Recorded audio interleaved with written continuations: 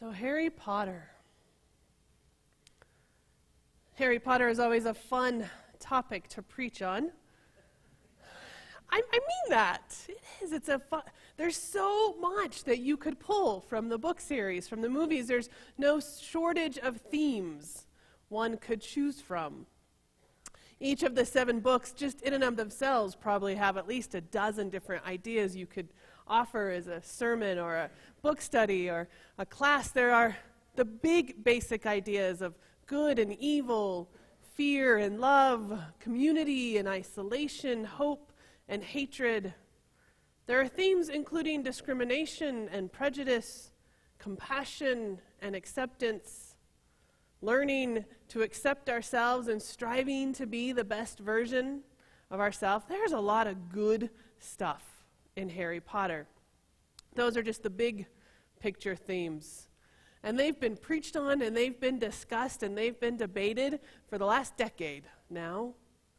But this morning, as you saw in our opening clip, I want to focus on the Horcrux. I just find this idea of a Horcrux fascinating. I also like to say the word Horcrux. It's kind of different. As you heard at the beginning of the service, a Horcrux is an item which houses a piece of the person's soul. And that clip that we saw at the beginning was a memory that the professor had when looking back. And Tom Riddle, if you notice, kept playing with the ring on his finger. He eventually turns that into a Horcrux.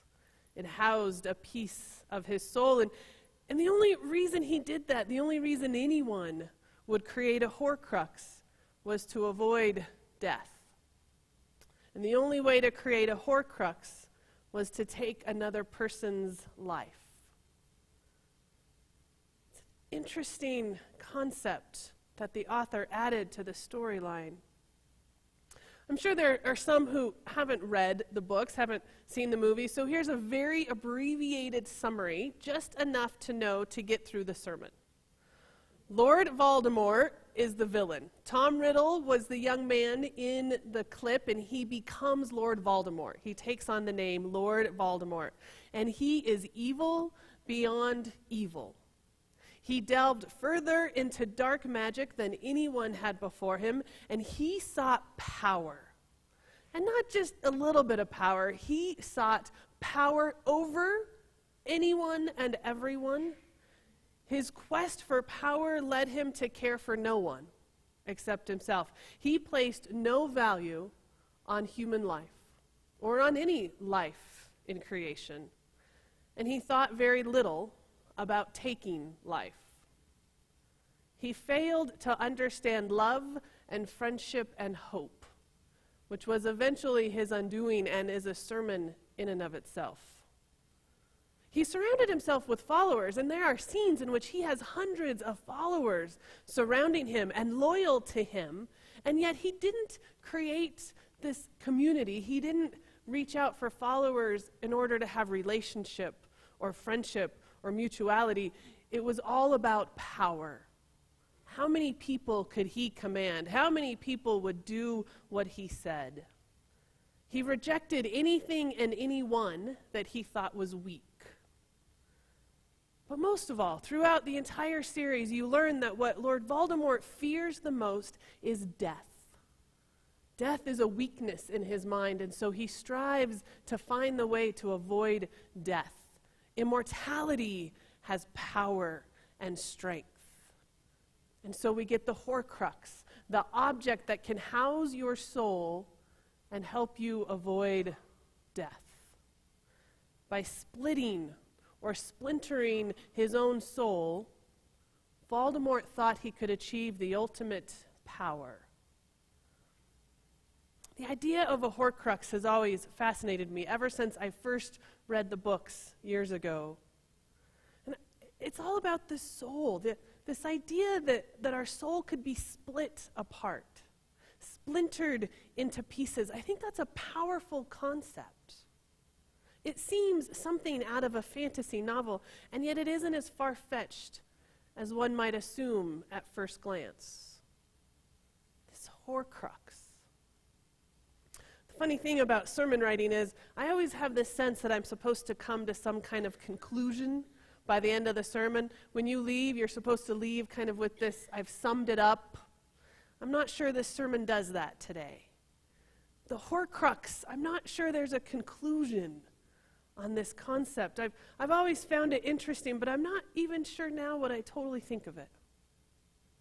Voldemort is willing to give up his humanity, little by little, in hope of finding immortality.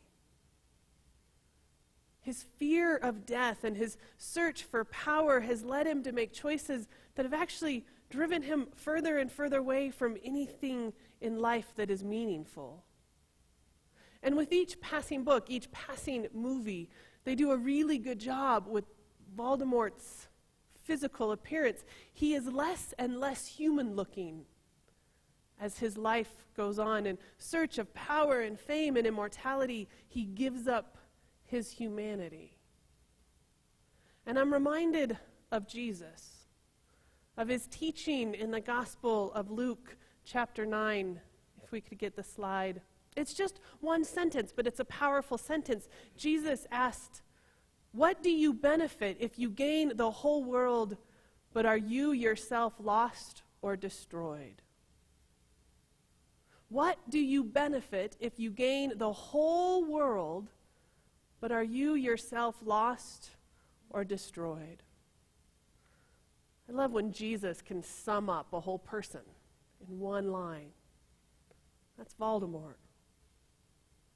For too long, I think Christianity has separated the spirit and the flesh, the divine and the human. There's this illusion in our past that our spirit or our soul was somehow not connected to our physical presence, to our whole being. Our spirit unaffected by our flesh, our humanity. And I don't think the two are separate. I don't think it's healthy to separate them. In fact, I think they're strongly connected. Our soul, our spirit is very much affected by our humanity, and our humanity would not be complete without our soul. So I have a question for you to ponder, to think of. Have you ever given up a part of yourself?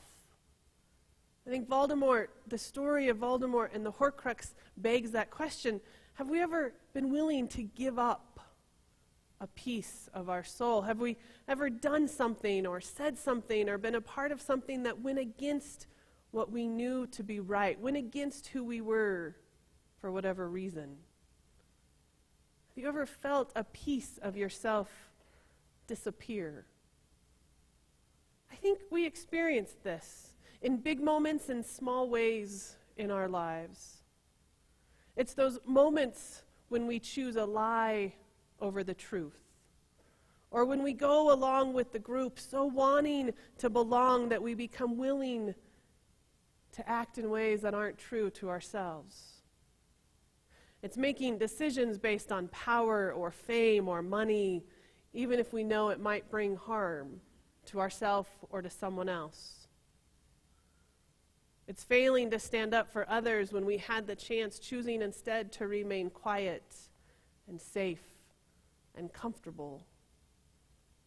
What do you benefit if you gain the whole world, but are yourself lost or destroyed? Our soul, our spirit, it is a vital component to who we are. It is vital to our humanity. And we are not complete, not whole, when we give up on ourselves, when we lose who we are, when we let others tell us who we are, when we place value on power or status or things or money above the value of humanity. But there's good news that comes out of the Harry Potter series. There's actually a lot of good news.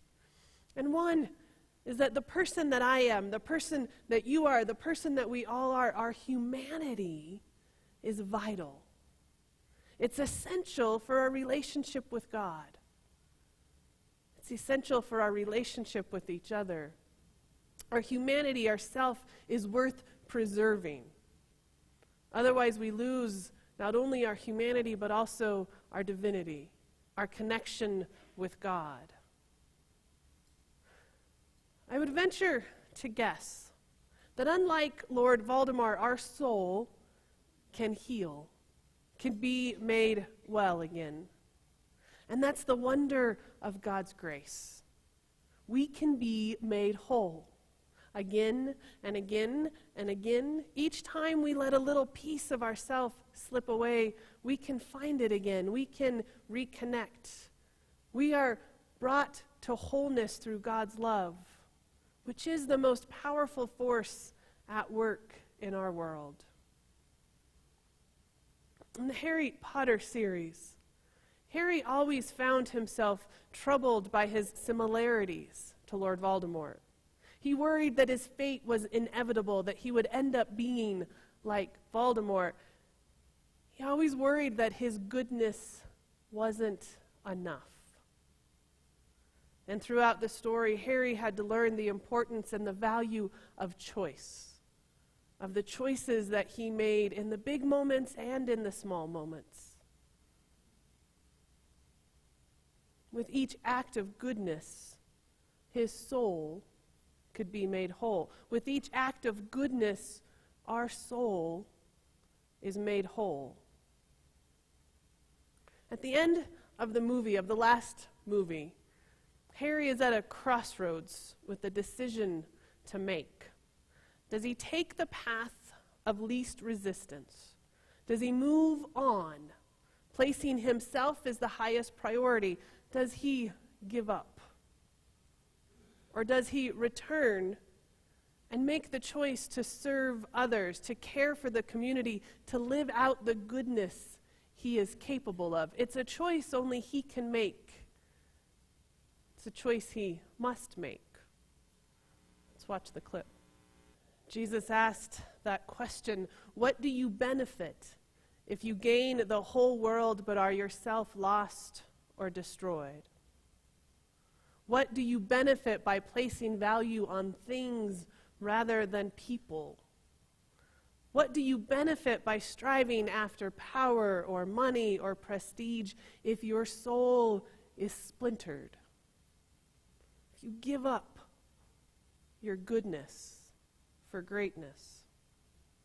When we choose goodness over greatness, we find God's love and grace waiting for us. When we place value on our own humanity as well as the humanity of all of creation, we enhance our divine connection to God and each other. What do you benefit if you gain the whole world but yourself is lost? You benefit nothing.